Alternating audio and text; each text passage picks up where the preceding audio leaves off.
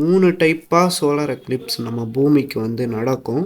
First one partial solar Eclipse. இந்த partial Eclipse அப்படின்னா நம்ம சூரியனை அரையாக தான் வந்து மறைக்கும். ஸோ ஃபுல்லாக வந்து கவர் பண்ணாது, அரையாக தான் கவர் பண்ணும்.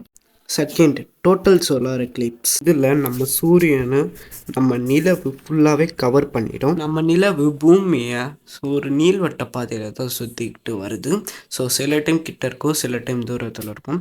அப்படி கிட்ட இருக்கும்போது கிரகணங்கள் நடந்துச்சுன்னா அப்போ நம்ம நிலவு சூரியனை ஃபுல்லாகவே மறைச்சிரும். பகல் நேரமே வந்து நைட்டு போல் இருக்கும், கும்மிருட்டான்னு இருக்கும். பட் இது ரொம்பவுமே ரேரு. இப்போ நம்ம நிலவு நம்ம பூமியை விட்டு ரொம்பவுமே தூரத்தில் இருக்கும்போது கிரகணங்கள் நடந்துச்சுன்னா அதுக்கு பேர் ஆனுவல் சோலார் எக்லிப்ஸ்ன்னு சொல்லுவாங்க. அப்போ நம்மளோட நிலவு நம்ம சூரியன் சென்டரில் போய் உட்காந்துருக்கப்ப ஃபுல்லாக கவர் பண்ணாது, சுற்றியும் தெரியும். ஸோ அதுக்கு பேர் த ரிங் ஆஃப் ஃபயர். இப்போ இருக்கிற சோலார் எக்லிப்ஸே போதும்ப்பா.